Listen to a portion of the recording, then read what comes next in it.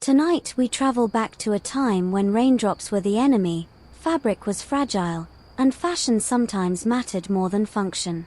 You're walking through the cobbled streets of 18th century Paris, where the air smells like wet stone, horse manure, and desperation, and where something as simple as staying dry is a feat of elite engineering.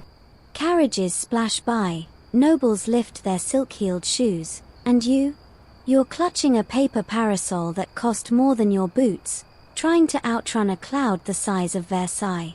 Umbrellas, if you can even call them that, aren't really designed for this mess. They're delicate, ornamental things, oil-coated paper stretched over thin ribs of whalebone or cane. Think more look at me twirling this by the fountains than ready for sudden downpours. And owning one, it's a sign you're part of the leisure class. You don't just protect yourself from rain, you signal to the world that you've got nothing better to do than protect yourself from rain. But it's not working. Your feet are soaked, your parasol is sagging like a wet soufflé, and your powdered wig smells distressingly like mushroom soup. The umbrellas around you collapse in slow motion, as if staging a protest against gravity. So, before you get comfortable, take a moment to like the video and subscribe, but only if you genuinely enjoy what I do here. And hey, if you're watching from a rainy corner of the world, drop your location and local time in the comments. Now, dim the lights, and let's ease into tonight's journey together. You duck beneath a street awning, next to a brocade-coated man whose umbrella has bent into a sad crescent. He glares at it like it's betrayed him, which, honestly, it has. In this world, umbrellas are new. And new things, they scare people.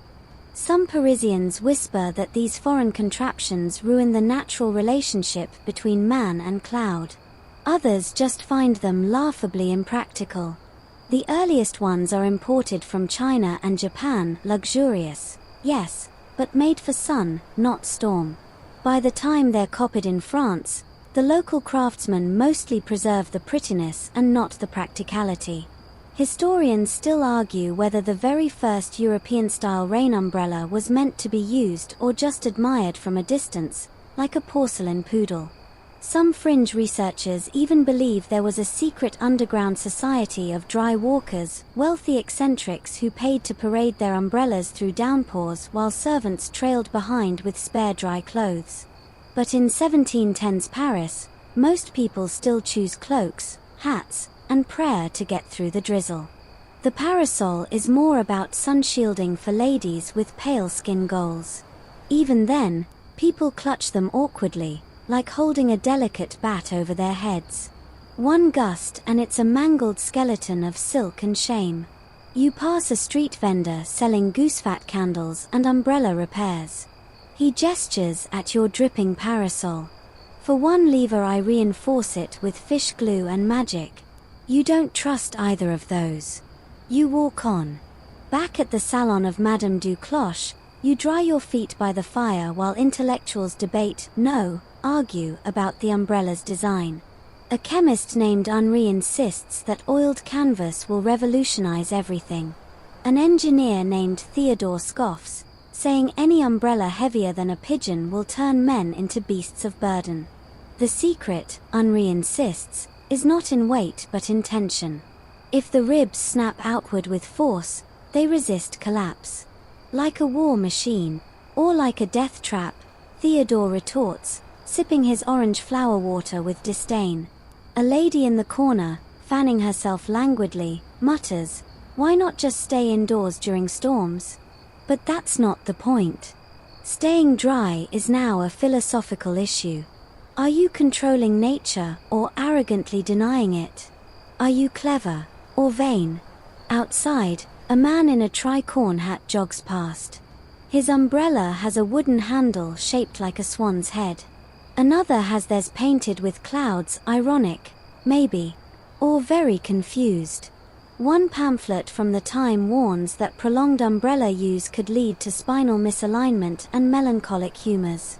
Another, more fringe publication claims umbrellas were introduced to Europe by ancient Egyptian time travelers bent on domestic sabotage.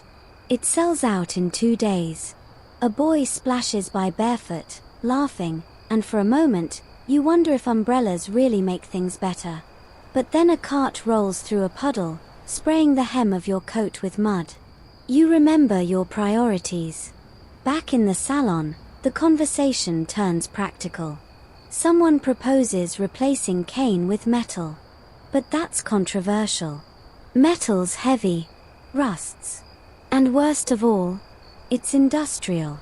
Using it feels like cheating, like putting steam engines in teacups.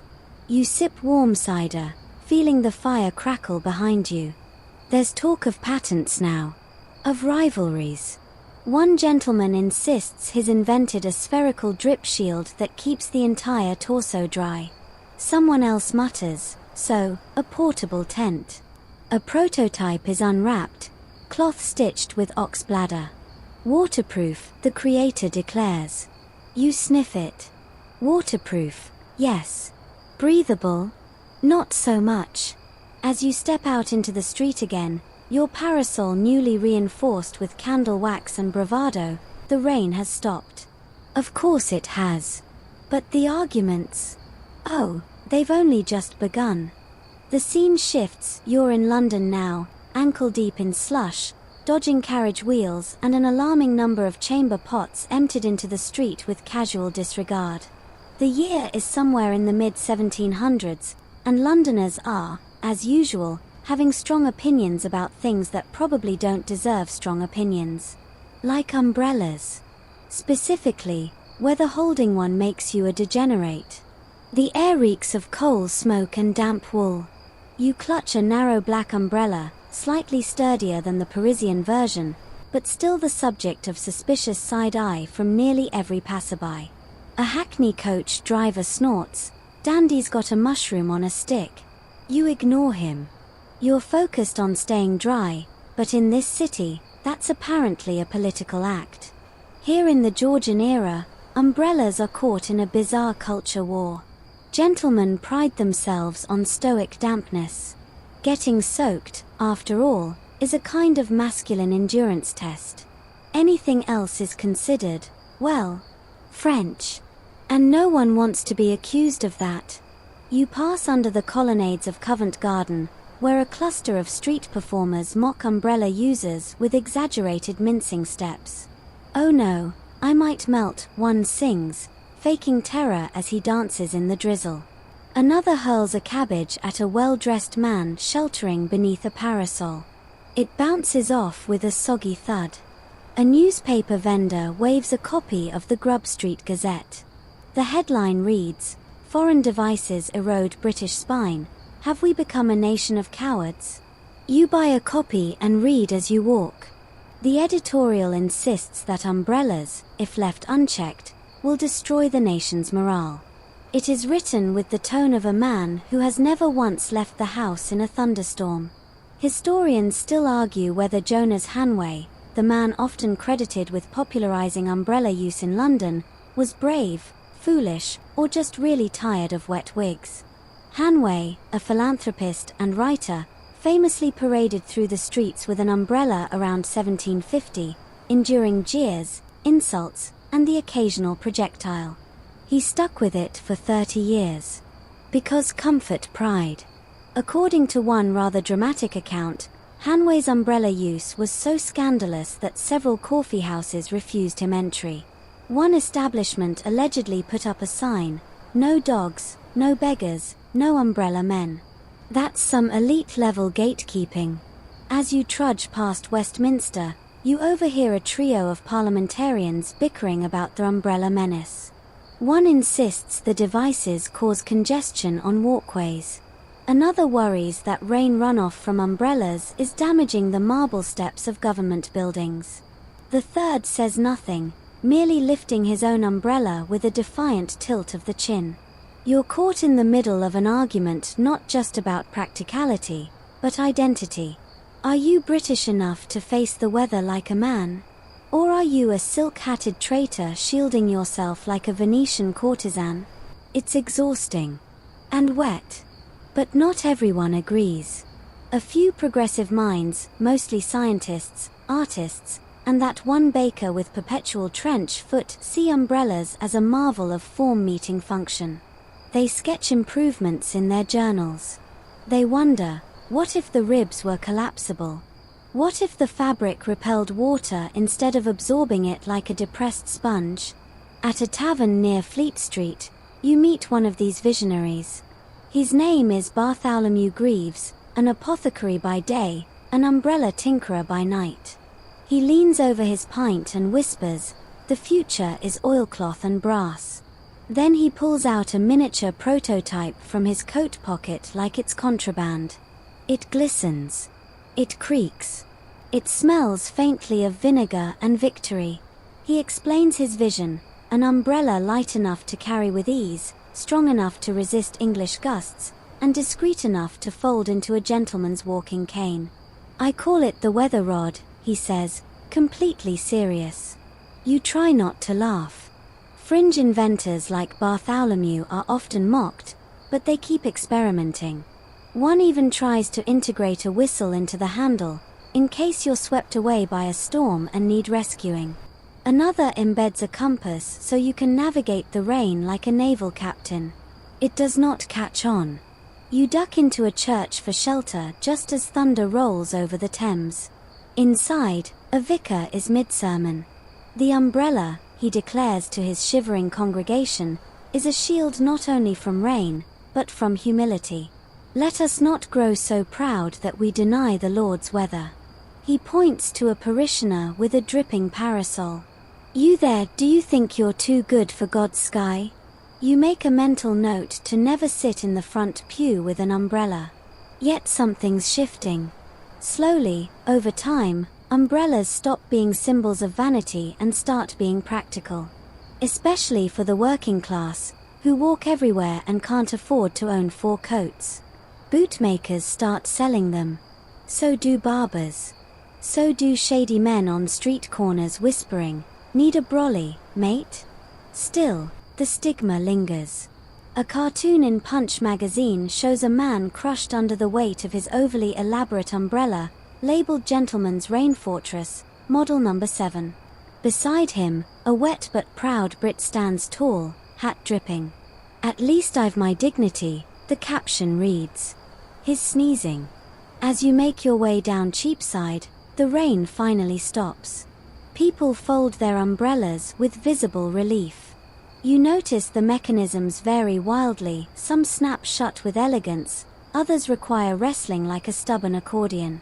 One lady loses her grip and sends her umbrella flying across the street like a surprised bat. You help her retrieve it. She thanks you and says, "Ridiculous thing. But better than arriving soaked like a sailor." You nod. You understand. In this wet and weary world, staying dry is a rebellious act. Or, at the very least, a very damp experiment. You step into a smoky London drawing room and find yourself surrounded by a most unusual breed of gentlemen. They're not dueling, not yet, but they are loudly declaring that only their umbrella design will rescue mankind from meteorological misery. Teacups rattle as tensions rise. Welcome to the age of inventor egos. At the center of it all is a man with the improbable name of Septimus Wade. He stands atop a footstool, arms spread like his mosas parting the rain clouds. "My umbrella," he announces, "has 24 ribs, a locking joint, and a self-oiling hinge. You will never again fear the drizzle." He flourishes a prototype with all the subtlety of a circus act. Across the room, another inventor named Charles Grimsley scoffs. "Your contraption weighs more than a fire grate. It's not an umbrella, it's a punishment." Grimsley, a former coachmaker turned weather gear specialist, believes in fewer parts, more flexibility. His model, dubbed the Grimsley Shield, boasts only 8 ribs and folds in half with a satisfying clack. The two men glare at each other. You, sipping tepid sherry in the corner, wonder whether anyone will actually get to test these devices before someone's monocle shatters from rage. But this isn't just friendly competition. This is the umbrella wars. You're watching a battle between function and form, pride and practicality. Septimus argues for grandeur. His umbrellas are near military in construction, with heavy frames and elaborate handles shaped like lion heads or falcons. He insists on fine imported silk, sometimes dyed to match the owner's coat or carriage. The umbrella, he claims, should declare who you are before you say a word. One of his clients uses a different umbrella for each mood. His melancholy drizzle brolly is dark plum velvet. His angry storm model is black lacquer with silver spikes. Charming. Grimsley, on the other hand, caters to clerks, merchants, and those who can't afford fashion over function. His brollies are stiff, practical, and unpretty, but they work. And they're cheaper. That, in Septimus's view, is a sin against artistry. Your umbrellas, he snarls, look like something a butcher would use to shield sausage links. Historians still argue whether Septimus or Grimsley truly invented the rib-locking mechanism that allowed umbrellas to maintain shape under wind pressure. Patent records are murky, and both men accused each other of theft more than once. At one point, Grimsley claimed he had witnessed a spy rummaging through his blueprints by candlelight. Septimus responded with a poem published in a local paper. To Grimsley the dullard, whose ribs do collapse. My lion's head laughs at your watery traps. For when clouds do burst and the thunder does roar, my brolly stands firm, yours lies on the floor. It did not help diplomatic relations. The quarrel escalates. You find yourself at a formal dinner turned passive-aggressive nightmare. Both inventors are seated at opposite ends of a long mahogany table. A guest asks which umbrella is better for walking the cliffs near Dover. Septimus, without blinking, replies, mine. Unless you enjoy sudden death. Grimsley stabs his roast beef a little too forcefully.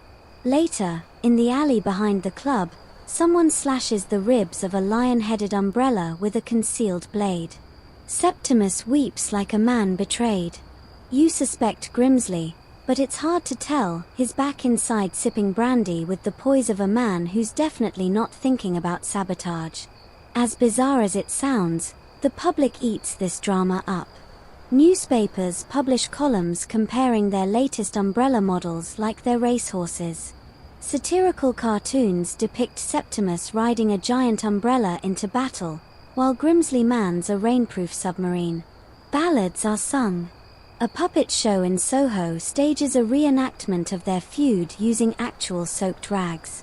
You attend a small fair in Hampstead Heath where a tent labelled The Inventors' Ring hosts public umbrella demonstrations. Septimus steps forward, dressed like a fencing master, and opens his umbrella with a theatrical oomph. He invites onlookers to toss buckets of water over him. You see, he shouts. Dry as a bone. Grimsley follows. He pulls open his collapsible design, stands stoically as a man with a hose blasts him point blank. He's damp, but not drowned. A child claps. A woman faints. The crowd declares it a draw. Both men sulk. But even while these inventors duel for dominance, others quietly enter the field. A tinker in Liverpool designs an umbrella that doubles as a flute. A clergyman in Oxford introduces the blessed brolly, with a handle shaped like a crucifix and water-resistant scripture printed on the inside. These designs don't catch on widely, but they add fuel to the ongoing design chaos. You attend one clandestine gathering where rogue inventors swap design secrets like smugglers passing contraband. One woman presents a prototype that deploys automatically when rain is detected. It's got hair triggers, she admits. It opens sometimes when I sneeze. Still, it's a start. And you know what? Despite the chaos, something's beginning to shift. The arguments, the competitions, even the sabotage, it's all pushing the umbrella toward something better. More durable. More usable.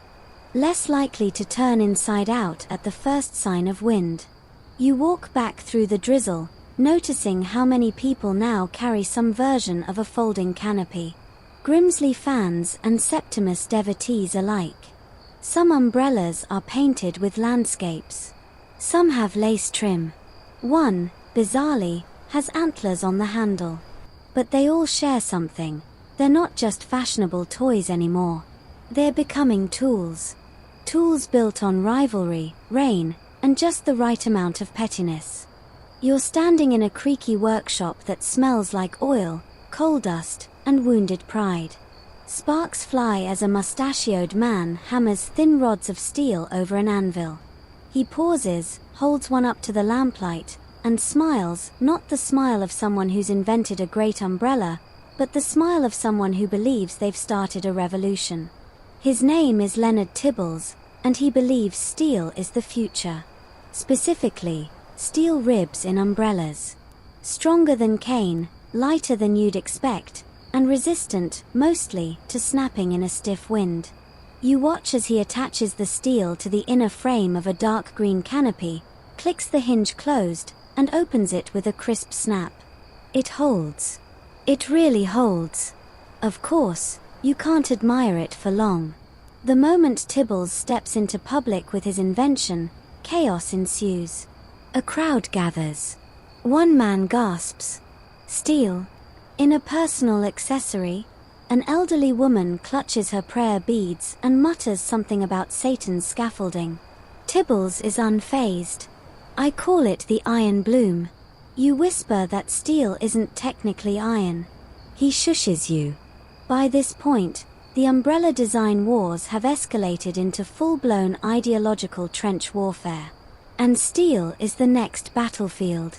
To the progressive crowd, steel is the miracle metal, modern, strong, symbolic of the new industrial age. If it's good enough for bridges and battleships, why not umbrellas?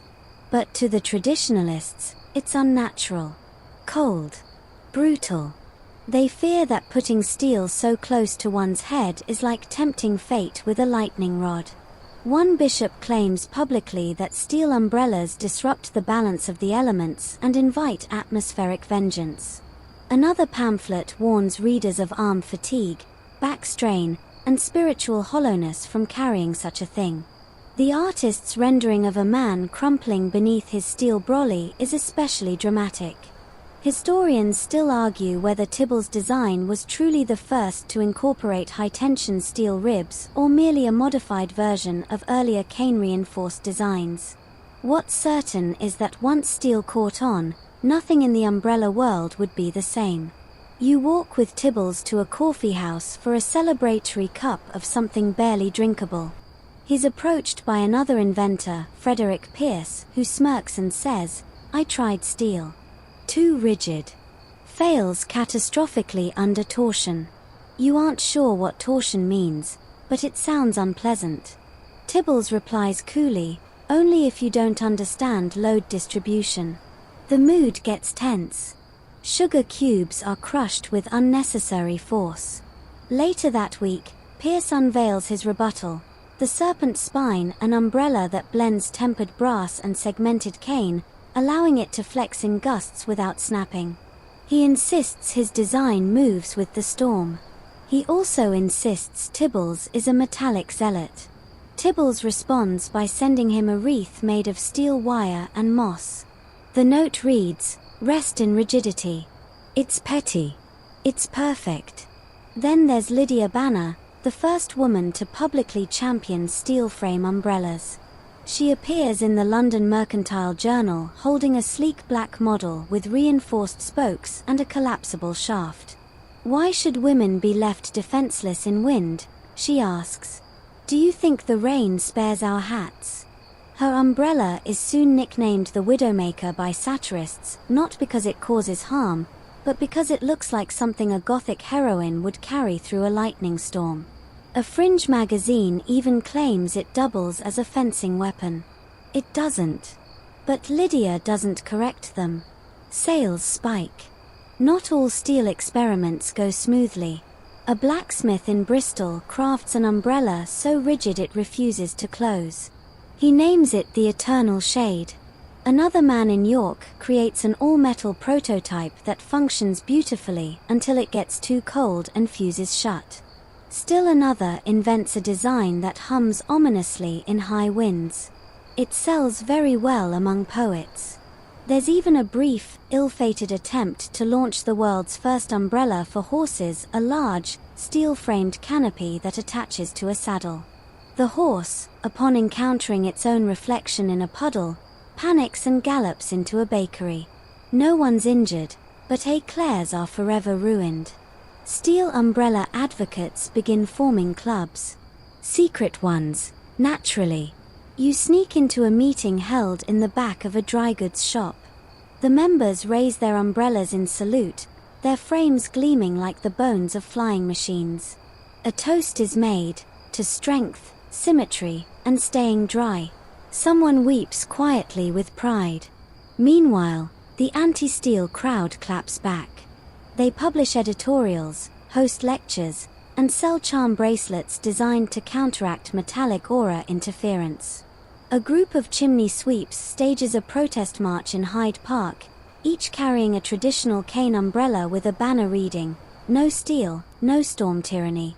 Open scholarly debate continues on whether steel actually improves umbrella longevity or just makes it more expensive and dangerous when misused. One letter to the editor describes an umbrella that impaled a cabbage cart during a particularly aggressive opening. It's unclear whether this was a design flaw or user error. One rainy afternoon, you stumble across a display window showcasing the 3 umbrella schools: classic cane, hybrid mix, and full steel frame. A small crowd debates passionately. One man insists the steel model is soulless and German. Another says it saved him from a falling chimney pot. You leave just before someone throws a crumpet. You've seen enough to know that this isn't just about staying dry anymore. It's about identity. Tradition versus innovation. Earth versus industry. Whether or not your umbrella can double as a defensive weapon in a duel. And yet, in the quieter moments, away from the shouting and brandy, you see steel frame umbrellas being used. On rainy streets. In quiet villages. By mothers, butchers, bellboys, and bakers. People like you, who just want to get from one place to another without arriving like a wrung-out sponge. They might not know Tibbles. They might not care about tensile strength. But they know this, it works. And that, ultimately, is the strongest argument of all. The rain is no longer polite. It's no soft patter against rooftops, it's a full-bodied, sideways assault, the kind that turns streets into rivers and hats into sponges. You stand at the edge of an open square, umbrella in hand, waiting to witness the latest public wind trials. This is where the real testing happens, where prideful inventors pit their creations against gusts strong enough to peel paint from shutters. The square is crowded. Merchants, dockworkers, aristocrats, even a few skeptical chimney sweeps. At the far end, a row of inventors lines up with their umbrellas, faces set with grim determination. You can almost hear their thoughts. This time, it won't flip. This time, I will triumph. First up is Septimus Wade, yes, that Septimus, still grand as ever. He opens his lion-headed steel silk umbrella, plants his boots, and faces the wind. For a moment, it works. The canopy holds. Then a sudden gust snaps the ribs backward like a startled bird. Gasps ripple through the crowd. Septimus swears under his breath and pretends he meant to demonstrate a rapid inversion recovery. No one's buying it. Next is Frederick Pierce with his flexible spine model. It bends gracefully with the gust, then springs back into shape. The crowd murmurs approval until a second gust hits from the opposite direction and wraps the umbrella around Pierce's head like a clingy octopus. The audience loves it. Pierce, less so. Historians still argue whether these trials were genuine tests of engineering or elaborate public spectacles designed to sell newspapers. Some accounts suggest the wind trial judges were bribed to schedule testing days during the nastiest storms of the season.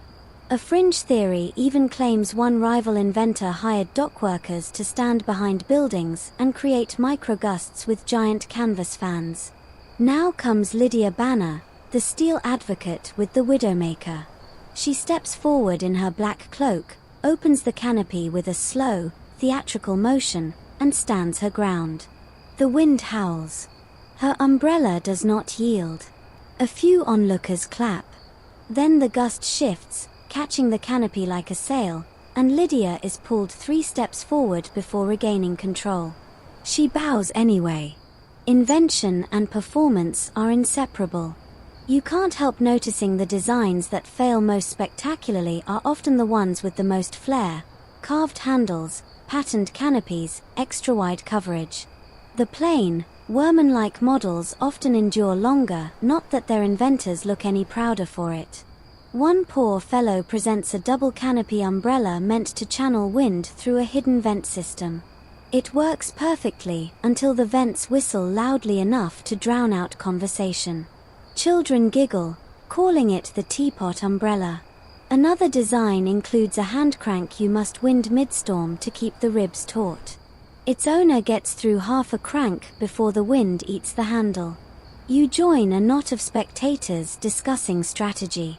An older man swears by small canopies, less surface for the wind to bully. A younger one insists on oversized domes. Let the wind push me, I'll still be dry. Someone mutters, you could just not go out in storms. No one listens. The inventors aren't just battling weather, they're battling dignity. A flipped umbrella is bad enough. A flipped umbrella in front of your peers is social ruin. Some competitors would rather let the wind drag them down the street than yield and close their invention. It becomes a point of honor to stay upright no matter how ridiculous you look. Fringe inventors attempt solutions that border on absurd. One straps leather harnesses to wear the umbrella like a backpack-mounted canopy. Another tries a design with collapsible storm legs that drop from the edges to anchor into the cobblestones. Both cause more injuries than they prevent. And yet, you can feel progress lurking in all this chaos. A few umbrellas actually survive the storm. A reinforced hybrid frame here. A clever vented canopy there. Ideas spread quickly, even among rivals. You overhear one inventor mutter, "Blast it, I'll admit it, that vent trick has promise." Another jots notes about a competitor's hinge system, pretending to sketch the clouds. The crowd, meanwhile, is having the time of their lives. The wind trials have become part sport, part carnival. Vendors sell hot chestnuts, roasted apples, and umbrella-shaped toffee molds. Children play at umbrella duels with sticks. The spectacle draws gamblers, 2 bets placed on which model will last the longest, which will collapse most dramatically, and which inventor will fall over entirely. You stay until the last demonstration, a peculiar umbrella called the Wind Whisperer. Its inventor claims it can harmonize with gusts rather than resist them. When opened, it makes a low, resonant hum, beautiful for about 3 seconds before a sudden blast yanks it from his hands and sends it tumbling end over end into the Thames. The crowd roars. The inventor swears he meant to test emergency canopy release. As the wind eases and people drift away, you notice something quietly significant. Several umbrellas from the day's trials are still intact. Damp, yes. Scuffed, certainly. But functional. That's a rarity compared to the disasters of earlier years. You close your own umbrella and start walking home, thinking about how storms reveal more than just the flaws in design. They strip away ego. They show who adapts and who stubbornly resists. And in the case of umbrellas, they've begun forcing inventors to face the hard truth. Surviving the wind isn't just about strength, it's about balance. Balance between defiance and surrender. Between looking dignified and staying dry. Between engineering and plain old humility. And maybe, just maybe, you'll get to see someone nail it before the next storm hits. It's just past twilight in a smoky gentleman's club in Soho, and you've stumbled into something between a society meeting and a duel, a room filled with well-dressed men, dark walnut furniture, and umbrellas. Everywhere. Leaning against walls, piled in corners, hanging from hooks like military swords. The velvet drapes are drawn. The gaslights are dimmed. And at the center, two men circle each other slowly, umbrellas drawn. Welcome to the Umbrella Club. This isn't the kind of club where you sip port and debate politics. This is a secretive group of eccentric inventors, noblemen, and semi-retired duelists who believe the future of rain protection lies in combat. Umbrella combat. You watch, speechless, as the two men lunge at one another, not with blades but with reinforced parasols. One parries with a quick flick of the wrist, the other blocks with a ribbed canopy spun at an angle like a defensive shield. A judge calls, point to Hastings. That was a clean rib deflection. Polite clapping. You feel like you've fallen into a dream narrated by Charles Dickens after 3 espressos. You're told the club began as a tongue-in-cheek protest against the patent wars. If we're going to fight over umbrellas, someone had said, we might as well do it properly. But things escalated. Now, members build custom umbrellas for dueling, reinforced shafts, weighted handles, quick-release canopies. Some even have coded emblems, like umbrellas for hire in a Victorian spy novel. A wiry gentleman named Lord Evercombe shows you his collection, one umbrella with a telescoping handle that extends like a fencing foil, another with a button that deploys a temporary canopy shield.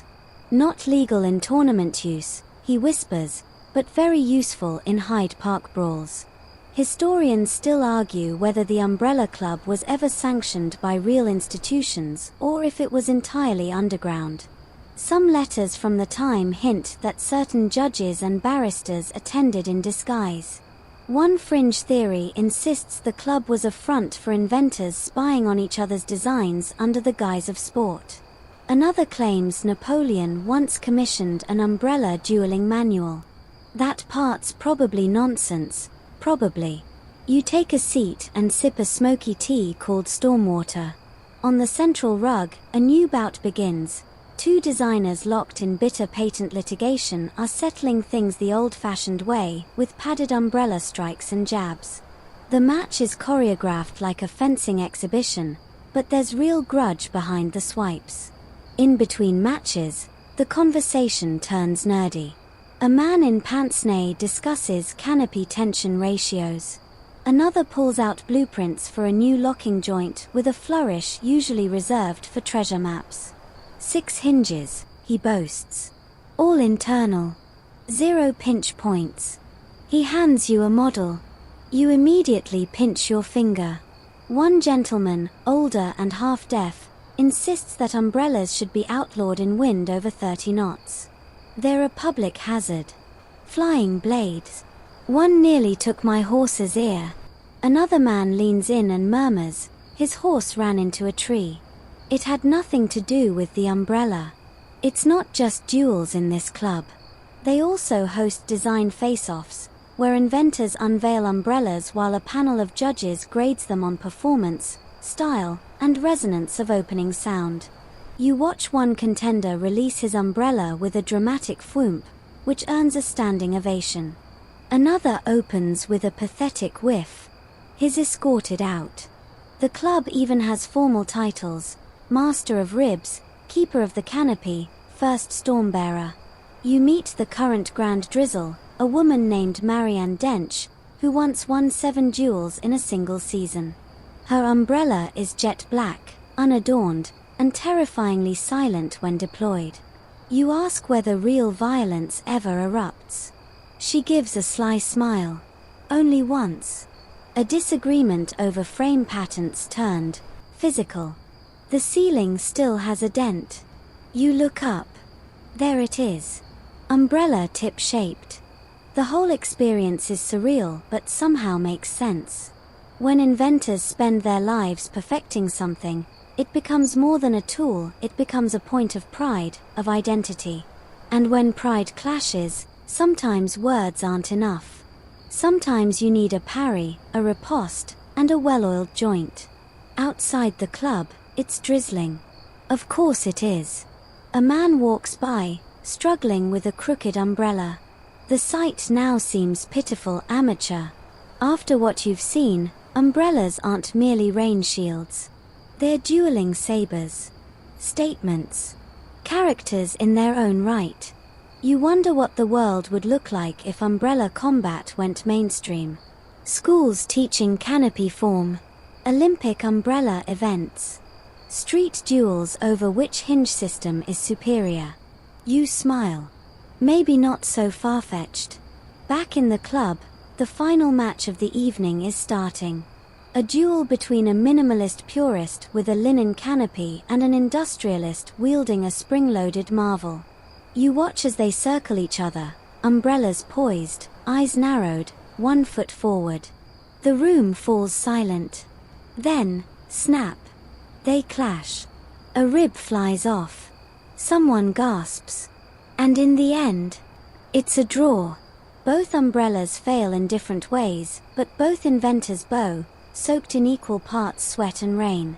Because really, that's what umbrella dueling is all about.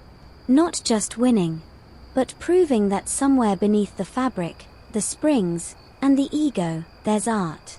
You cross the channel once more, Paris again. The air is perfumed with lilacs and wood smoke, and the fashion is different now. Tighter waistcoats, brighter silks, umbrellas tucked under arms like folded secrets. But these aren't the fragile parasols of 50 years ago. Something has changed. Something revolutionary. You pass a street corner where a well-dressed woman unfurls a slim, satin-trimmed umbrella with a flick of the wrist. The canopy expands, not up, but outward, a mechanical whisper and then a perfect dome. Sleek. Foldable. Chic. You've just witnessed the future, the folding umbrella. This marvel of design is the new obsession of Parisian society. It's lighter, smaller, capable of fitting in a handbag or, in one daring case, a corset. People are enchanted. But not everyone is happy. Behind the lace and lacquer lies something darker: espionage, plagiarism, and accusations sharp enough to cut Cain. It begins with a man named Etienne Ravet, a mild-mannered watchmaker turned inventor.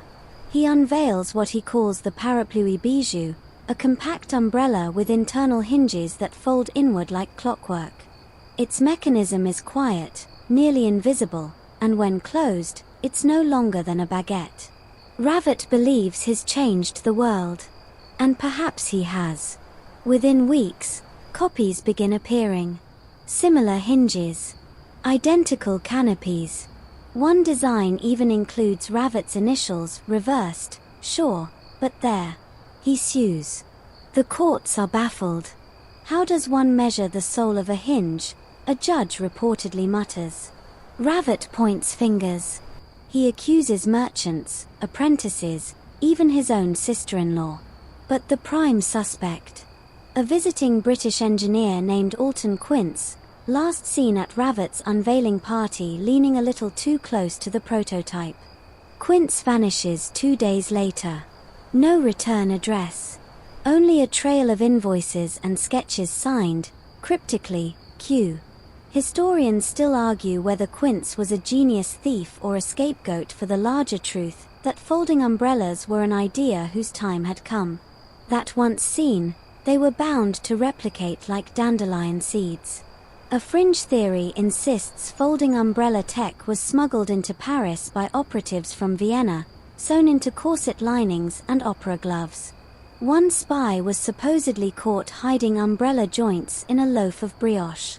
The judge dismissed the case for being too delicious. Back in the salons, the rivalry intensifies. A new contender rises, Amélie Vaillant, a fashion designer turned engineer. Her umbrellas aren't just foldable, they're beautiful. Printed with pastoral scenes, flecked with gold dust, trimmed in lace, and weighted with tiny pearls for balance. Form and function, she declares. Let the English have their gloom. We shall have elegance. Valence models become instant sensations. Parisian women whisper that she's infused them with emotional folding. You're not sure what that means, but one reviewer swears the umbrella comforted her in the rain. Not to be outdone, Ravet develops a locking mechanism that clicks when fully opened, a satisfying, precise clack that becomes an obsession. One noblewoman demands her umbrella click twice, or I simply won't go outside. Demand skyrockets. Soon, every district has its own preferred model. In Montmartre, wide lace canopies with rosewood handles. In Le Marais, tiny pocket umbrellas with metallic finishes. In the Latin Quarter, collapsibles with Latin phrases embroidered along the rim, pluvia, ergo some becomes the joke of the season. But with popularity comes scandal. Ravet is accused of embedding toxic mercury in his umbrella joints. Vaillant is caught bribing suppliers. One rival model collapses unexpectedly on a duchess's poodle, sparking a week-long court case and a full redesign. The poodle survives, but reportedly never trusts shadows again. Behind the scenes, government agencies start to take interest. Military men speculate on tactical umbrellas, disguised blades, spyglass compartments, even deployable smoke veils. You attend a private demonstration where one officer opens a parasol that plays a marching tune. It malfunctions halfway through, and plays Frère Jacques instead. He's demoted. You meet a retired swordmaker named Dubois who crafts reinforced umbrella tips strong enough to pierce the heart of a bear. You ask if that's ever been tested. He says yes. Then pauses. Then clarifies that the bear was, in fact, a very large stuffed dog in a circus warehouse. Still. Point taken. As folding umbrellas take over fashion, older models start disappearing. You visit a shop selling pre-fold Revolution umbrellas like relics. The owner wears gloves to handle them. Back when rain was a commitment, he mutters. You find yourself longing for something simple. A single-ribbed canopy. A carved wooden handle. But then you step into a light shower, press the button on your folding umbrella, and marvel as it whirs to life like a blooming flower. Progress is hard to resist when it looks this good. The culture is changing. Rain no longer means retreat. It means expression. Folding umbrellas become extensions of personality. Some people match them to shoes. Others collect them like watches. There's even a brief fad of umbrella duets, two people walking side by side under matching collapsibles. It's adorable. And slightly impractical. And yet, amid the beauty and the boom, tensions remain. At a spring exhibition, a small riot breaks out when two designers present near-identical folding mechanisms. One shouts "industrial spy." The other counters with "parallel invention." A judge settles it with a shrug and a third-place ribbon. You leave Paris with a folding umbrella of your own. It clicks open, folds like a dream, and has tiny roses printed along the edge. You never thought you'd care about aesthetics. But now, you kind of do. And as the clouds roll in again, you realize something. This isn't just a story of invention. It's about style, survival, and the secret war waged between art and engineering, one hinge at a time. You make your way through a city garden, damp from last night's drizzle, the cobblestones still glistening in the morning sun. Birdsong dances around you, but so do the high-pitched voices of fashionably dressed women arguing about umbrellas. One waves hers dramatically like a saber. Another fans herself with hers closed, as if it's too sacred to open casually. You blink. Somehow, you've stumbled into the battlefield of gender politics 18th century style, and the umbrella is no longer just a shield from the rain. It's a statement. For decades, umbrellas were seen as impractical curiosities in men's hands and delicate accessories in women's. But now, with folding designs becoming popular, the lines are blurring. And not everyone's happy about it. You overhear a newspaper vendor mutter, "First corsets, now this." What's next? Women voting? He chuckles, not realizing you're watching a revolution unfold in real time, one dainty parasol at a time. In elite circles, umbrellas are fashion. In working-class hands, they're defiance. Across Europe, particularly in France and England, women begin wielding umbrellas with purpose. No longer just for shade or vanity, these parasols become tools of social navigation and sometimes confrontation. One London lady reportedly smacked a pickpocket unconscious with a reinforced brolly and became a local legend. Meanwhile, salons buzz with theories. Some say women are stealing umbrella culture from men. Others insist men never really had it to begin with. A pamphlet titled Parapluie and Petticoat circulates in Paris, claiming that only women possess the elegance to wield such devices correctly. An English rebuttal follows, Why Real Gentlemen Reign Like Lions, in which the author argues that umbrellas make a man soft, like pudding. Historians still argue whether these pamphlets were satirical or deadly serious. One theory claims both were secretly written by the same marketing agent for a luxury umbrella brand. Another suggests the authors later married each other in a dramatic drizzle-soaked ceremony under a double canopy. No one knows for sure. But what's clear is that umbrellas have become a battlefield of social identity. In Vienna, a noblewoman named Countess Ermelind designs a line of parasols with weaponized tips, more decorative than dangerous, but sharp enough to suggest that one should not be trifled with. She claims they represent feminine autonomy through meteorological preparedness. You try not to laugh. You fail. In Paris, Amélie Vaillant, yes, our elegant designer from before, starts holding weather salons for women to discuss both rain forecasts and social equality. Between tea and tartlets, they discuss folding mechanisms and marriage expectations with equal weight. Some historians believe these salons quietly inspired early feminist thought. Others argue they were more about cucumber sandwiches than systemic change. Either way, they mattered. Then comes La Marche des Parapluies, the March of the Umbrellas. Hundreds of Parisian women take to the streets, umbrellas raised, not because it's raining, it's very sunny, in fact, but to protest restrictive clothing laws and gendered expectations. The sight is surreal, rows upon rows of parasols bobbing like a sea of flowers, some emblazoned with slogans like "Let us unfold" and "My parasol, my voice." You walk among them, feeling the tension and the joy. People cheer. Some jeer. A priest attempts to bless the crowd but gets politely nudged off the road by an older woman with an umbrella covered in angry cherubs. One marcher, named Eloise, shouts that her collapsible model has more moving parts than her marriage. You both laugh. Not to be left behind, British suffragists adopt umbrellas as a kind of symbol.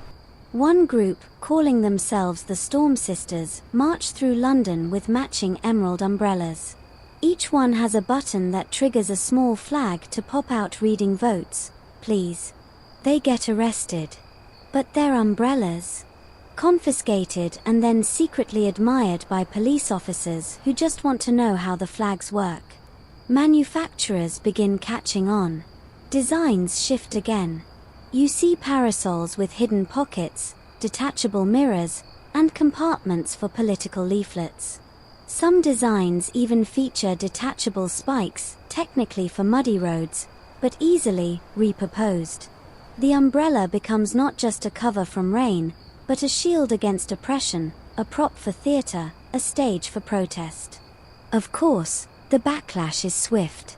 Men's magazines declare that umbrella uprising has made it impossible to walk safely through a park without being whacked by frilly rage. Sermons warn of women wielding the storm. Satirical prints show ladies using parasols to fend off everything from suitors to tax collectors.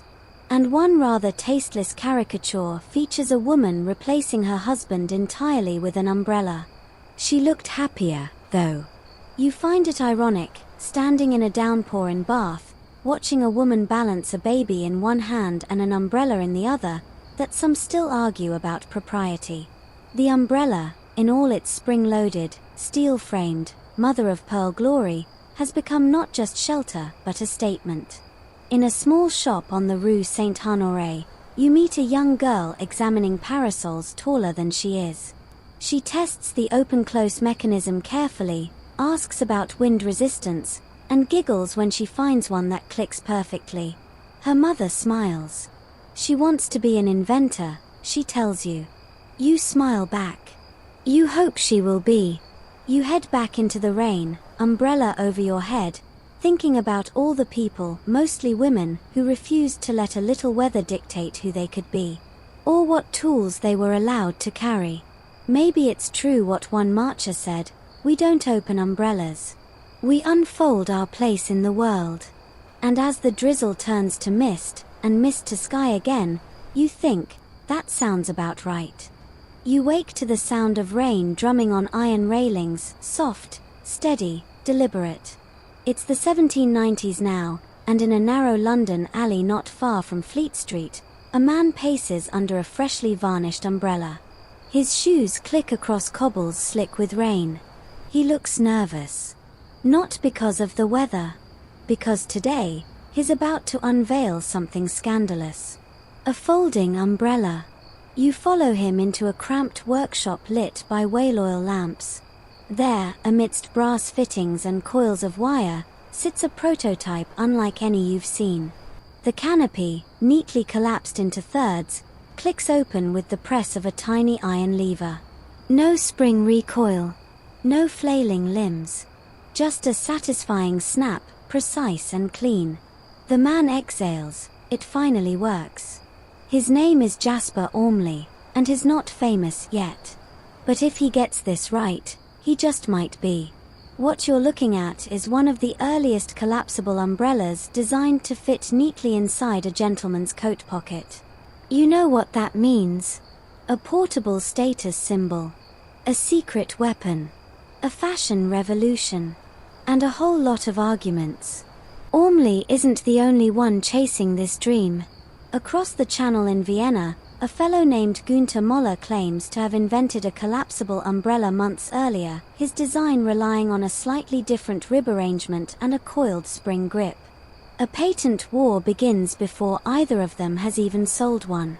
Historians still argue whether Ormley's design predated Moller's or whether the two worked from a mutual predecessor, perhaps inspired by Chinese folding fans. Some claim both men had seen a traveling merchant's umbrella in Istanbul and simply borrowed the idea. None of that matters to the patent offices.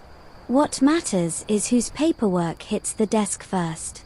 Meanwhile, umbrella users are just trying to keep their hair dry without dislocating their shoulders. You test an early model, it opens beautifully, but the closing mechanism catches your thumb, and you spend the next few minutes trying not to scream in Victorian. Despite the hazards, the idea takes off. Compact umbrellas spread through cities like rumors in a tea house. They become the must-have item for fashionable urbanites. People whisper about models with ivory handles, or exotic canopies made of waxed silk imported from Canton. In the streets, hawkers shout over each other. Folding brolly, 2 shillings, collapses like a dream. Stay dry, stay discreet. Pocket-sized umbrellas, no more elbow bruises. Suddenly, rain isn't a nuisance, it's a runway. You pass 3 men outside a cafe, all pretending to ignore each other while trying to one-up each other's umbrella reveal.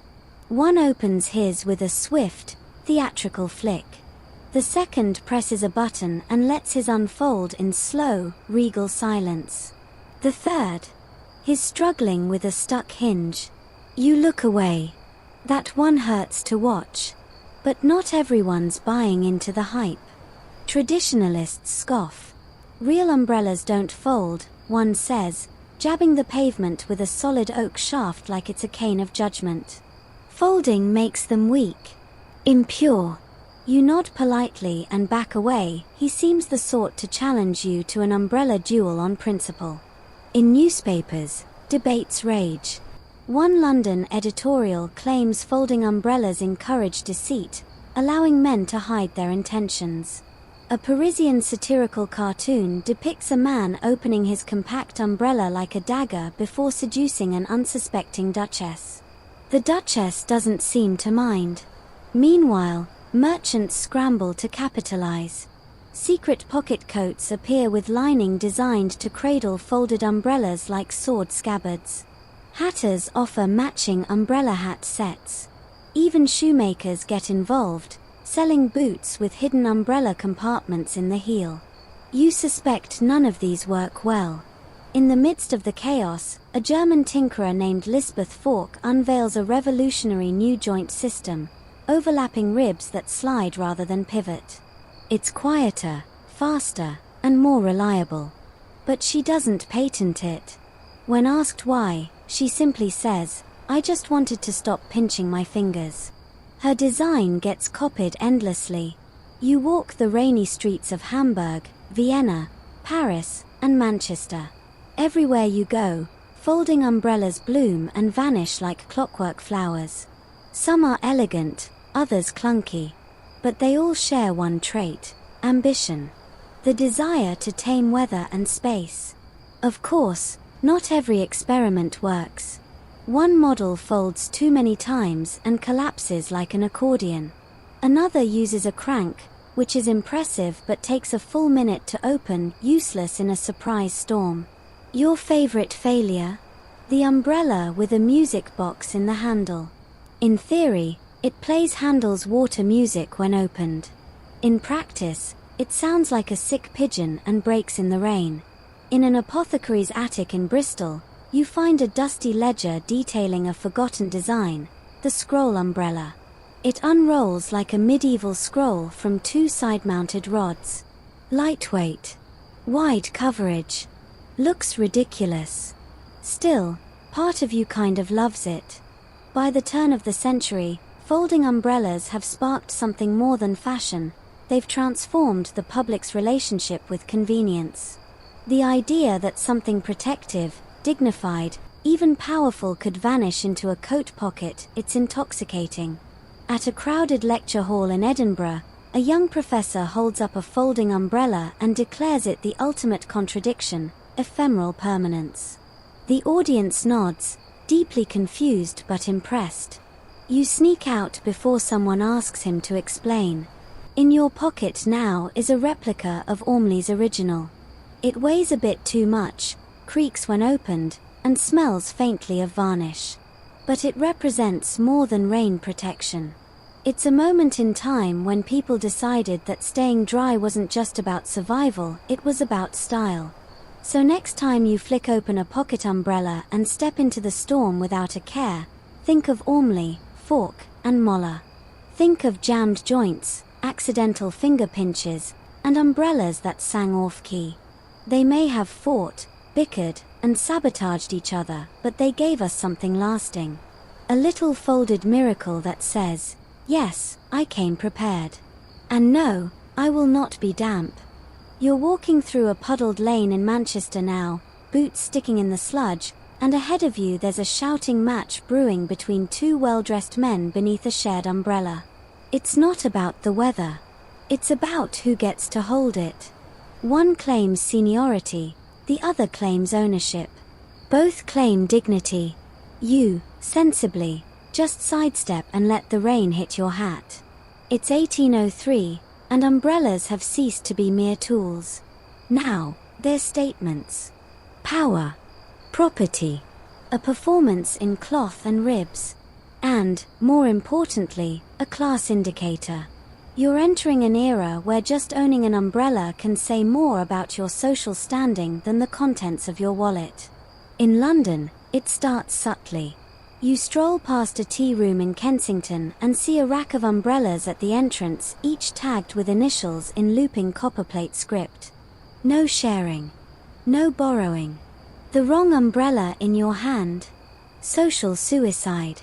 The upper class begins to treat umbrellas like walking canes, polished, monogrammed, occasionally absurd. Some have tips carved from ivory. Others have handles made from repurposed dueling pistols, unloaded, probably. You find one with a tiny portrait of Lord Nelson painted inside the canopy. No one can see it when it's open, but that's the point, they'll know it's there. And yet, just a few alleys away in Southwark, you find something else entirely. A ragged boy leans against a doorway, holding an umbrella patched with scraps of old curtain and waxed paper. It barely holds shape. It leaks. But it works well enough for him to shout cheekily at passers-by, "Drier than you, sir." The divide is real. Umbrellas are luxury in some hands, lifelines in others.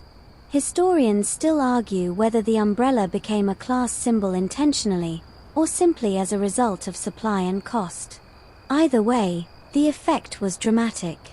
As prices for even basic umbrellas remained high, about a week's wages for a laborer, those in the lower classes adapted as they always did, by building their own. Welcome to the underground umbrella economy. You head into a Leeds workshop crammed with discarded spokes, cracked handles, and second-hand silk. Here, a woman named Peg Tilly reassembles cast-off umbrellas into functional, if ugly, rain shields. Her motto, "If it opens, it works." She sells them for pennies at market. People call them chimney sweeps, because they're always slightly smudged with soot and barely taller than a flue pipe. Still, not everyone is thrilled with the idea of accessible umbrellas. A pamphlet you find from 1806, entitled The Decline of Standards, Rain for the Worthless, argues that if the poor remain dry, how will they learn hardship?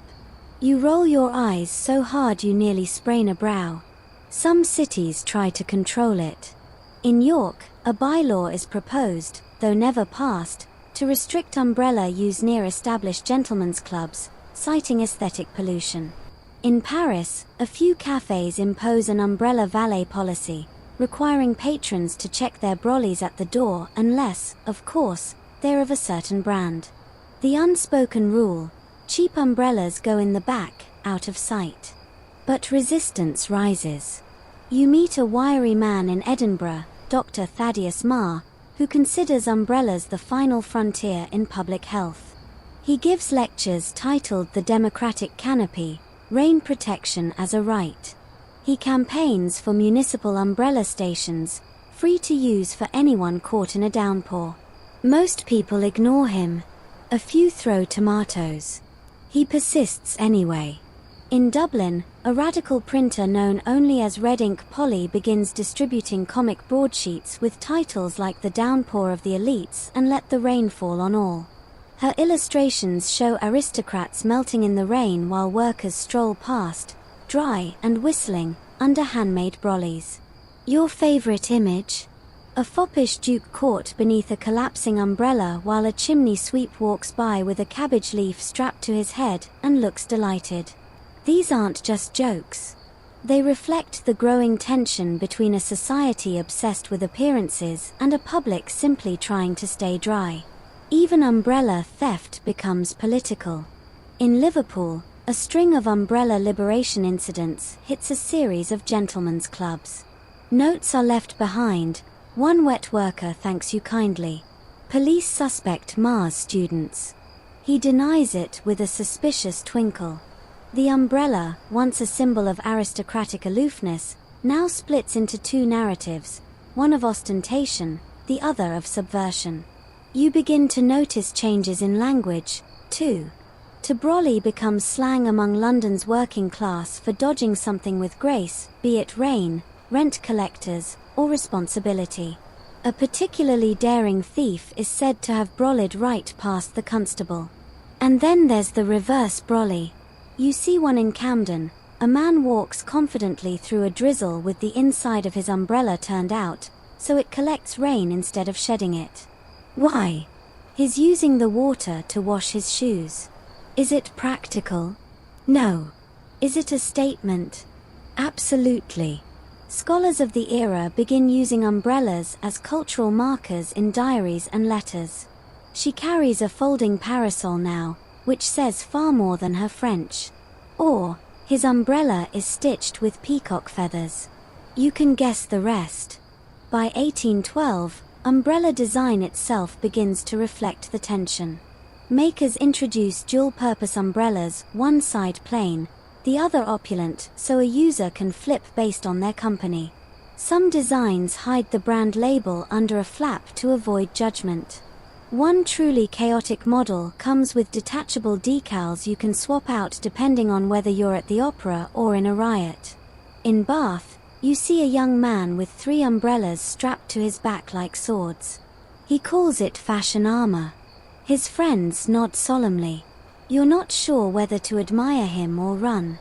But for all the class tension, one thing is clear: the umbrella can no longer be ignored. Not by the wealthy. Not by the workers. And definitely not by the rain. So next time you open your umbrella and step onto the sidewalk, ask yourself, what does it say about you? Is it a tool? A shield? A signal? Maybe it's all 3. And maybe, just maybe, you're carrying a tiny revolution over your head. You arrive at the edge of a crowded London market, and it's chaos. Not because of a fire. Not because of a protest. But because there are too many umbrellas. You duck as one nearly pokes you in the eye, sidestep another shaped like a duck's beak, and finally wedge yourself between 2 stalls loudly advertising collapsible wonders and the Umbrellanator 3000. This, you realize, is not just a market, it's a battlefield. Welcome to the umbrella boom. It's the 1820s, and the umbrella is no longer a novelty. It's no longer just a class marker or a fashion risk. It's now big business. You feel it in the air, the optimism of the industrial age colliding with the unpredictability of the British weather. What could possibly go wrong? Well, everything. Hundreds of inventors, tinkerers, and outright con men rush into the umbrella market with stars in their eyes and prototypes in their satchels. Every corner of the empire wants a piece. There's the Salisbury spinner, which boasts a swiveling canopy. The Plymouth popper, which promises to deploy in half a second with the pull of a trigger.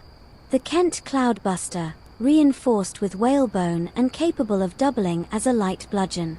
And then there's your personal favorite, the Wellington Whisper, advertised as so silent you'll forget it's raining. Spoiler: it's just a normal umbrella with felt glued on the top. You laugh softly, then keep moving. Mainstream historians tend to focus on the success stories of this era, Jonas Hanway's popularization efforts, the steel rib revolution, but tucked away in the archives are the flops. The windproof designs that acted more like sails. The spring-loaded ones that launched themselves into the Thames. The inflatable model that actually suffocated someone's dog. One broadside from 1823, titled Anatomy of a Market Flood, dryly notes that there were over 230 registered umbrella-related products introduced within 2 years and 90% vanished within 12 months. Many failed because they didn't work. Others failed because they worked too well, outshining their competitors and sparking jealousy-fueled smear campaigns. You see one merchant angrily ripping down a competitor's poster that reads, "Dry in 5 seconds, or your shillings back." He yells, "It's my design, just with green stripes." Lawsuits fly faster than raindrops. Inventors try to out-innovate each other with increasingly bizarre features. Compasses built into handles, umbrellas with hidden flasks, and one with a spyglass integrated into the tip. Another trend is the multifunction brolly, combining umbrella and cane, or umbrella and writing slate. A few poor souls attempt umbrella hats, which look exactly as bad as you're picturing. One man insists his version can whistle Mozart in the wind. It can't. It squeals like a dying kettle. The problem isn't just bad design. It's oversaturation. Every gentleman wants his own patented version. Every lady wants hers to match her dress. You spot a pair of rival modistes arguing over whether a parasol counts as an umbrella if it's been dipped in wax. One of them threatens to start her own line. The other calmly unfolds a brolly that sparkles with tiny mirrors and says, "Too late." And then, there's the collapsible craze. Someone, somewhere, likely in Vienna, historians still argue, introduces the triple folding umbrella. It's sleek, compact, and immediately sparks a frenzy. Soon everyone's doing it. Folding, collapsing, inverting, snapping. There's a contest in Munich where umbrellas are judged not by how they function, but how small they can fold. One entry shrinks to the size of a matchbox and is completely unusable. The consequences are immediate. You stumble upon a crowded tram in Manchester where 3 passengers simultaneously deploy their folding umbrellas inside. 2 get jammed in partial open limbo, and 1 turns itself inside out, flinging brass rods across the floor like booby traps. A toddler starts crying. Someone whispers, "Just use a hat."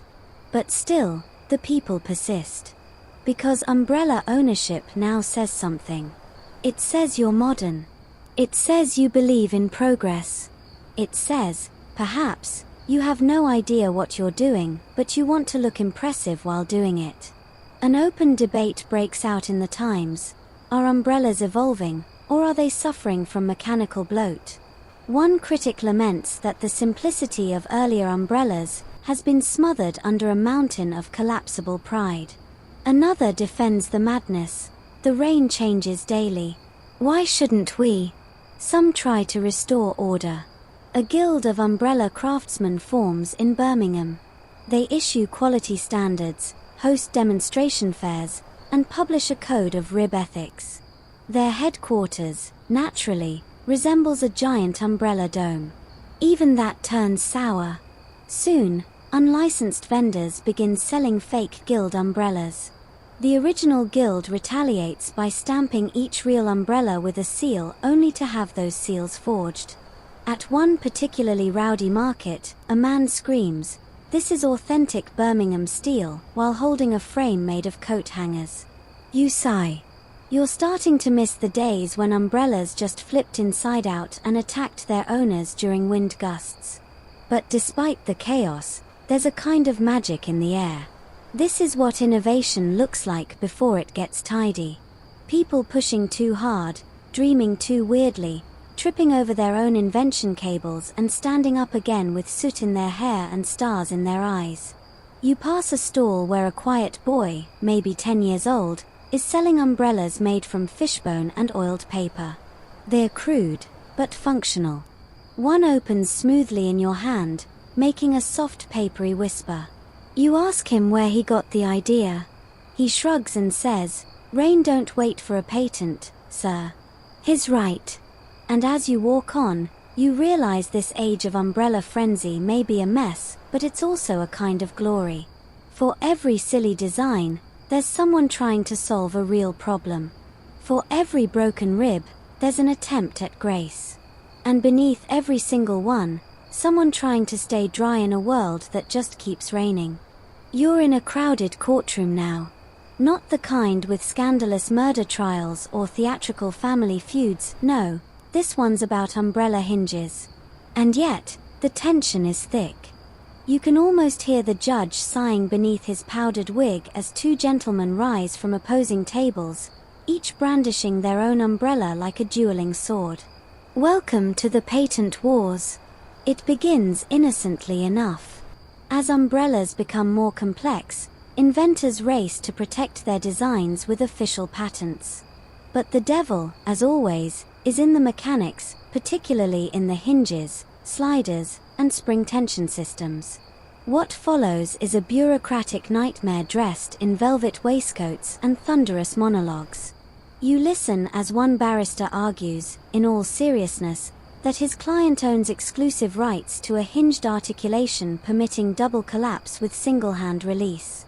His opponent stands, red-faced, to shout, "But that's merely a bastardization of my pre-patented trifold runner latch with rounded nib." The judge stares at them, blinking slowly. This, you realize, isn't just legal nitpicking, it's an arms race. By the 1830s, the British Patent Office is flooded with umbrella-related filings. Over 24 separate patents exist just for improvements to the handle grip. One inventor insists he owns the exclusive right to use lacquered ash wood. Another files for a patent on a specific angle of canopy curvature. Someone even tries to patent how the umbrella sounds when it opens, claiming a gentler whoomp compared to competitors' cracks. And yes, historians still argue whether that last one was satire. The courtroom is just one front in the war. Back in the streets and salons, pamphlets fly. You pick up a flyer accusing one company of stealing Saxon hinge theory to imitate the famous Strathmore fold. Another denounces parasitic plagiarists with no original marrow. A third claims a rival firm is literally haunted by the ghost of a betrayed umbrella smith. Dramatic? Yes.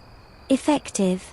Also yes. Sales tank for 3 months after that one. Patent holders begin hiring spies to infiltrate rival workshops. You follow one such shadowy figure wearing a suspiciously large cloak into a candlelit lab in Bath. Inside, inventors mutter over sketches and brass fittings. You hear phrases like telescoping tension arm and rotating collar hinge tossed around like military codes. The spy tries to take a drawing. He's caught. He's tossed out. He immediately sues for emotional duress and stolen lunch. Across the channel, things are even weirder. French umbrella makers accuse the British of design imperialism. Parisians patent avant-garde innovations like fanfold silk mechanisms and collapsible storm visors. One eccentric counts his own mustache as part of the patent, claiming it acts as an aesthetic rain gauge. You think he might just be lonely. Back in London, a popular broadsheet publishes The Umbrella Trials, a serialized courtroom drama chronicling ongoing disputes. Its heroine, Lady Henrietta Stokes, defends her late husband's invention, a cane umbrella with internal storage for 6 calling cards and a tiny flask. Her nemesis, Lord Weatherly, who claims the flask infringes on his gentleman's thirst brolly patent. The public is enthralled. Soap operas pale in comparison. The economic stakes are high. One design, called the Shorestay, features a locking slider that actually works in strong wind. Its creators file a watertight patent. But within weeks, knockoffs appear across Europe. The real makers sue. Their rivals countersue. A third party claims they invented a similar concept 20 years prior, but accidentally burned the drawings in a goose-related fire. The case drags on for 5 years. No one wins. You start noticing something odd. Almost every inventor now includes elaborate legal language directly on their umbrellas. One says property of Dunwick and Company, protected by Crown Authority, tamper and be cursed. Another reads, patent number 3482, do not reverse engineer, copy, sketch, whisper about, or glance suspiciously. One has a tiny engraving of a lawyer's face on the handle. All this bickering has consequences. Smaller inventors can't afford the legal battles and begin disappearing from the market. Innovation slows. Umbrellas become more expensive. Even major retailers begin holding back on stocking new models, fearing they'll be dragged into litigation. The public grows restless. You hear whispers in pubs and on damp cobblestone streets. They're fighting over umbrellas like they're gold mines. One elderly woman mutters, I just want something to keep my perm dry. I don't care who invented the latch spring. A few reformers push back. One barrister named Whitmore starts a movement for open-source brollies, urging inventors to share designs in the name of collective dryness. He's laughed out of Parliament, but wins a modest following. Some liken him to a damp Prometheus. Then there's the case of Button versus Button. Yes, really. A father and son, both umbrella makers, fall out over a quick snap closure design. The father claims it's his life's work. The son insists he refined it during a thunderstorm while courting a young violinist. The judge recommends they both go outside and feel the rain for perspective. They do. It doesn't help. Amid all this madness, one voice cuts through. A woman named Margaret Halliday, a previously unknown engineer, unveils a design that's sleek, sturdy, affordable, and fully collapsible. She refuses to patent it. Instead, she publishes the schematics in a local newspaper. Within weeks, makers across Europe are adapting her design. Lawsuits slow. Even rival companies acknowledge its brilliance. She's offered a fortune. She turns it down, saying, "No one owns the rain. Why should anyone own the shade?" You smile. Finally, someone gets it. The patent wars don't end cleanly. Some fights drag on well into the 1840s.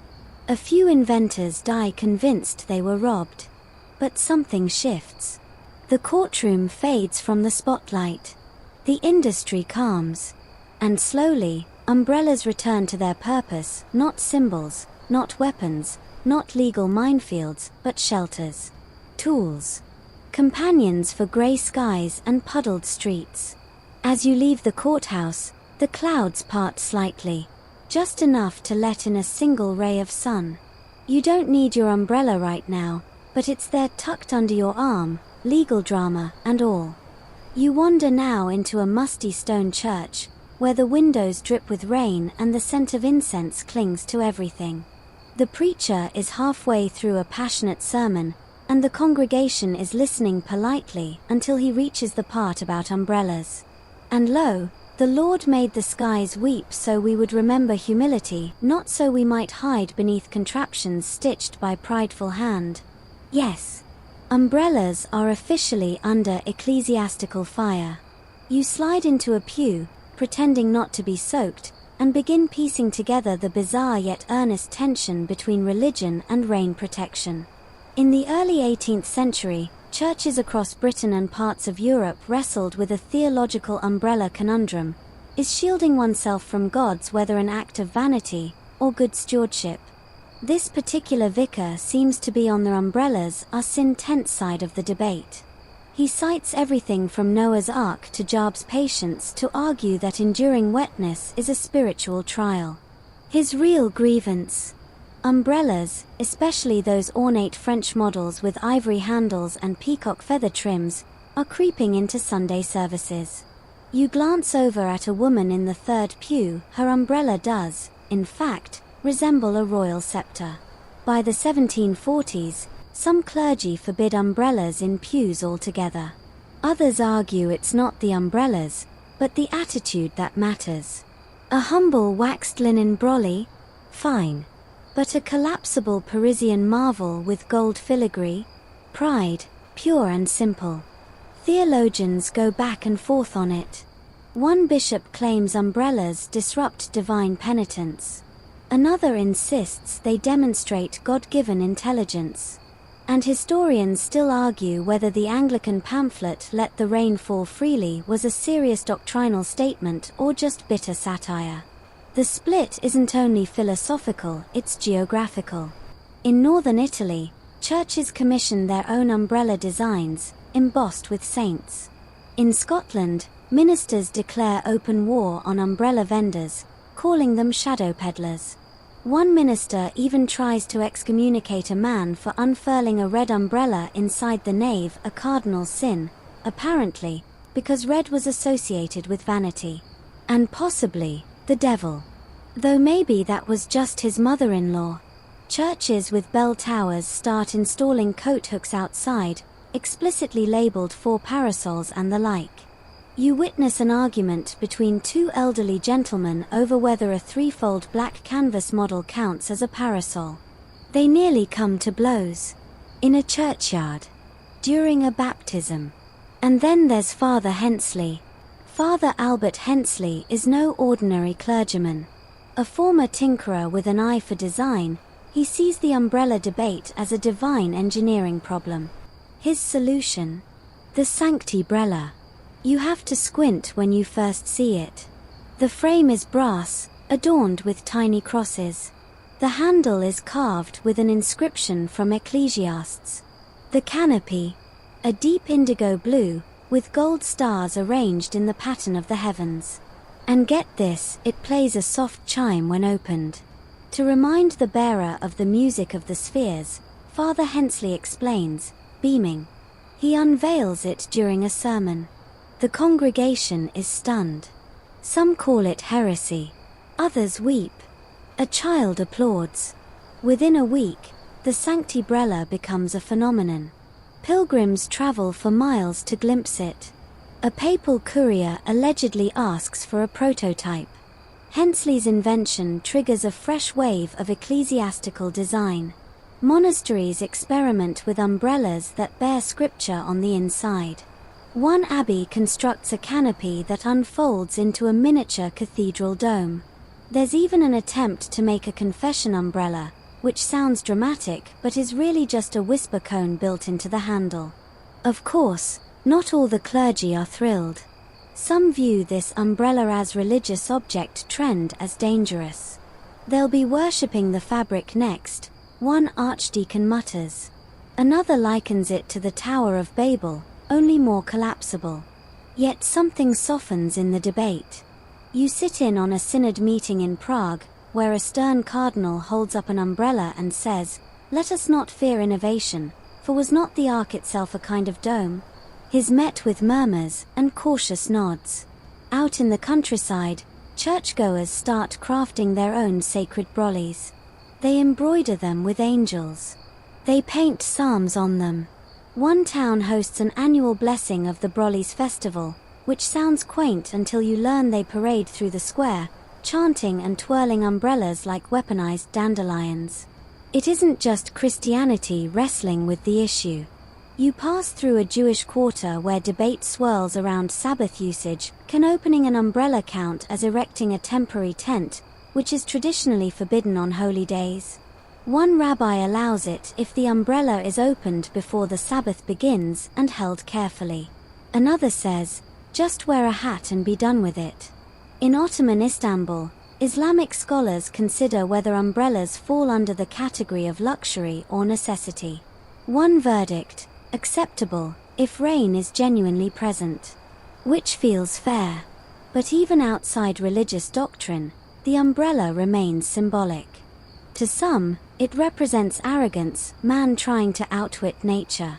To others, it's a humble tool for survival. The contradictions persist. By the end of the decade, most churches relax their stance. Umbrellas are permitted, though some require muted colors. A few priests offer short blessings for umbrellas during rainy seasons. One writes a hymn about shelter beneath the cloth, which is surprisingly catchy. And as you leave that damp church, you realize how much meaning humanity squeezes from simple tools. A stick and a sheet of canvas argued over in courts, fought over in patents, and now blessed beneath stained glass windows. Outside, the rain has picked up. People open umbrellas without thinking. Some are plain. Some are ornate. One has tiny doves printed on the canopy. And nobody stops them, not the wind, not the theologians, not the ghosts of excommunicated umbrella users. You unfold your own. It squeaks softly. It shelters you. And somehow, that feels holy enough. The rain has not stopped. In fact, it's getting heavier. And tonight, you're marching through it. The city of Bath has called for what officials are bravely branding a public demonstration of umbrella utility. But the locals, being far more honest, have dubbed it something else entirely: the Great Umbrella Test Parade. You squeeze between clusters of citizens who've gathered with their umbrellas open, shut, half deployed, and in some cases, caught in trees. The cobblestones are slick. The mood? Somewhere between street fair and scientific trial. Because today, the general public, not inventors, not bishops, not patent holders, is going to judge once and for all which umbrella designs are actually worth keeping. It's not a quiet affair. From shopkeepers to housemaids, barbers to bakers, and several children pretending their umbrellas are pirate sails, everyone's here. Everyone's wet. And everyone has an opinion. You're carrying your own umbrella, of course, a patched-up monstrosity with one bent rib and a handle that smells suspiciously of pickles. But here, It's part of the charm. The event is the result of mounting frustration. For years, umbrella inventors promised waterproof perfection. For years, they failed. Londoners complained of collapsing joints. Parisians hated the way silk bled color. And every city had at least one story of someone struck in the eye by a rogue umbrella tip. So now, they've taken matters into their own, very damp, hands. The rules are simple. Parade a half-mile through town, umbrellas up. Every 30 yards, a station awaits. There's the wind tunnel, the slanted rain barrel, the rapid open-close challenge, and finally, the stairs test to see which umbrellas trip people most frequently. There's even a hostile pigeon release midway through, but that seems more theatrical than scientific. You shuffle forward. The first testing station is already a graveyard of broken spokes and shredded fabric. Someone screams as their umbrella reverses violently like a Venus flytrap. Another umbrella, made of polished tortoiseshell and paper, bursts into pieces. The owner simply sighs, "It was my aunt's," and steps over the wreckage.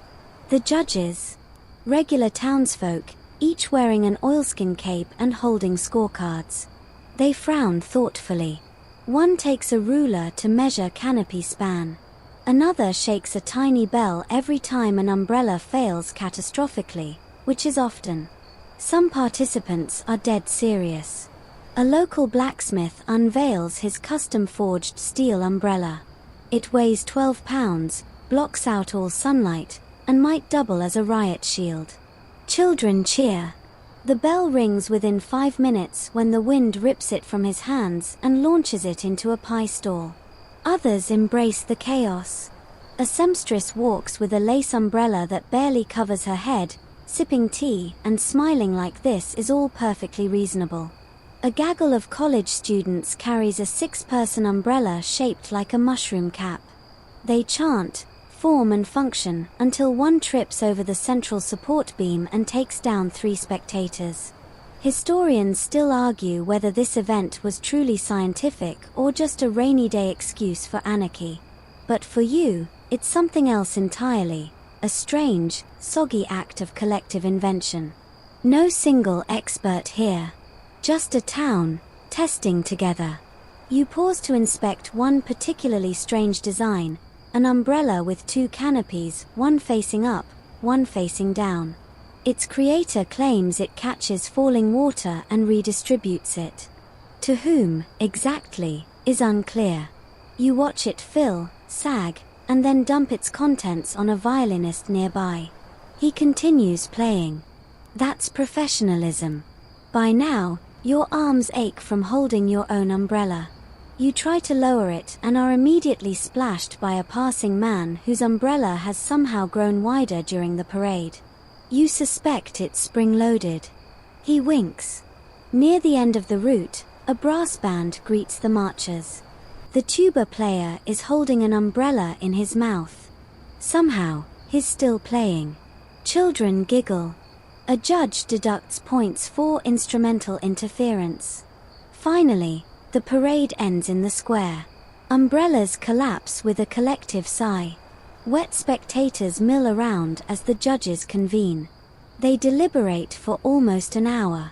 Tension rises. One judge is spotted arguing about spring tension ratios. Another throws down his clipboard and storms off muttering, "They all leak." And then, results. The winning umbrella? Not the fanciest. Not the strongest. It's a modest model, made from waxed cotton, with a solid ash handle and reinforced brass ribs. No bells, no lace, no flutes. Just solid, simple functionality. Its creator, a retired shoemaker named Mrs. Tabitha Flynn, accepts the award with a shrug. "I just wanted something that doesn't turn inside out," she says. The crowd erupts in cheers. She's lifted onto a chair, her umbrella held above her like a crown. Vendors immediately begin replicating her design. Sketches are passed around. A Frenchman asks if she'd like to collaborate. She politely declines. But even with a winner, nobody really stops tinkering. Because, as you overhear a man say, there's no such thing as a perfect umbrella. Just one that fails slower. You watch as people trickle away, umbrellas dripping, spirits slightly brighter. Someone lights a lantern. It glows against the wet stone and slick, black canopies. For a brief moment, the square looks like a field of shiny mushrooms in the moonlight. A child laughs. A gust of wind flips one final umbrella. Its owner chases it with a groan and a grin. And you close your soggy umbrella, tuck it under your arm, and begin the long, wet walk home. The cobbles glisten under moonlight as you trail behind the last of the umbrella test crowd, your shoes squelching softly. The storm has finally thinned into a gentle drizzle, almost poetic, really. You glance down at your own umbrella, bent, slightly crooked, but somehow still standing. You pat it like a loyal dog. As you wind through narrow alleyways and echoing courtyards, word of the winning design is already spreading. Flyers are posted on tavern doors. Flynn model, the only one that worked. Some even claim it kept a baby dry. Probably not true. But the myth-making starts fast, and you're here for it. Yet, while the public parades and judges have soothed tensions on the streets, behind closed doors, the umbrella wars are far from over. The Society for Practical Mechanics, yes, with a K, holds an emergency meeting in a stuffy backroom above a hat shop.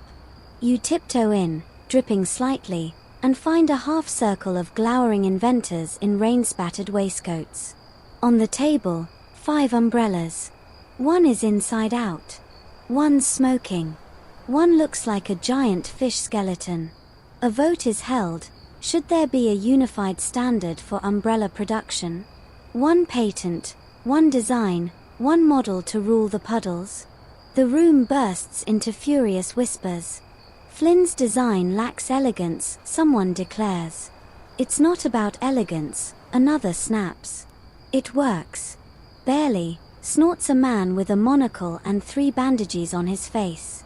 Besides, it lacks proper curvature resonance. You suppress a smile. Curvature resonance. Historians still argue whether this was the turning point, the night the Great Umbrella dispute finally deflated. What's certain is that compromise, at long last, bloomed. Not all at once. But gradually, across Britain and the continent, rival designers began collaborating. Sort of. You find yourself invited to one such gathering, a clandestine umbrella lab in the basement of a bakery. There's flour in the hinges. But the work? Groundbreaking. One man contributes a new locking mechanism, inspired by mousetraps. A woman tests a waterproofing wax derived from goose grease and elderberry oil. Another proposes folding hinges that resemble the joints in a crab's leg. The result? A hybrid umbrella. Brass-framed. Collapsible. Reinforced tips. Waxed duck canvas. Flexible ribs that yield to wind and bounce back. And most importantly, it doesn't break. Or leak. Or try to impale you if you sneeze. It is the folding peace treaty, quite literally. And while no actual parchment is signed, the consensus is clear. This design, ridiculous as it looks at first, will end the war. Flynn herself is consulted. She only asks that they stop using polished mother-of-pearl handles. Slips right out your hand when it's wet, she warns. They listen. Soon, these new umbrellas hit the markets.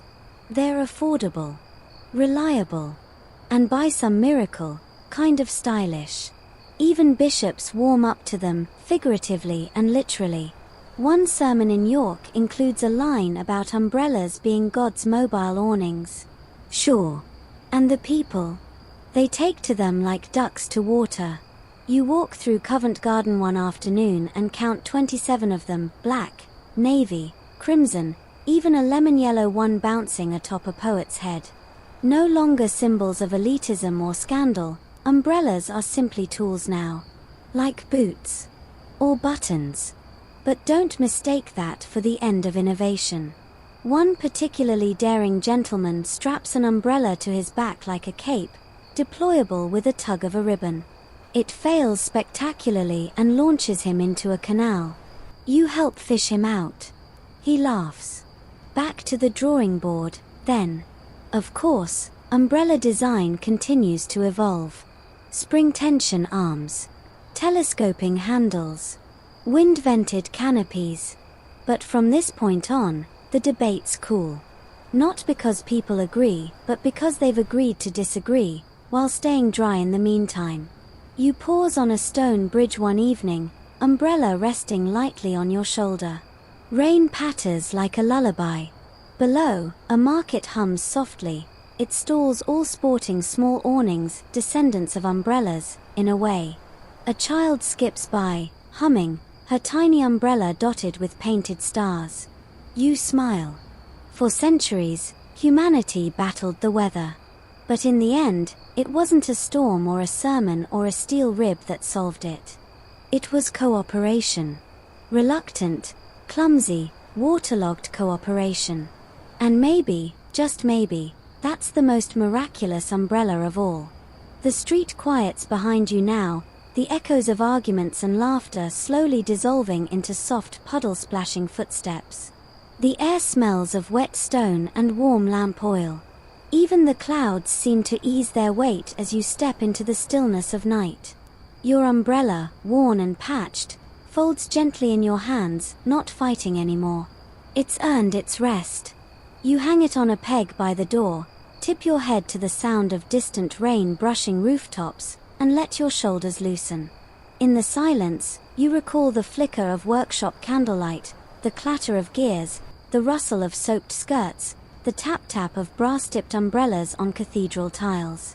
Strange what sticks with you. Not the blueprints, not the speeches, but the muffled giggles under a leaky parasol, and the stubborn pride of someone who just wanted to keep their socks dry. As you lie down and close your eyes, imagine that light drizzle again. Not sharp, not cold, just the kind that rocks you into sleep. Each drop a story, a disagreement, a clever fix, a quiet compromise. And soon, they're drifting away. Because rain will fall, and people will argue. But eventually, someone somewhere will find a way to hold back the storm, just long enough for someone else to walk under it, safe and dry. You're there now. Dry. Quiet. At peace. Sleep well, puddle hopper.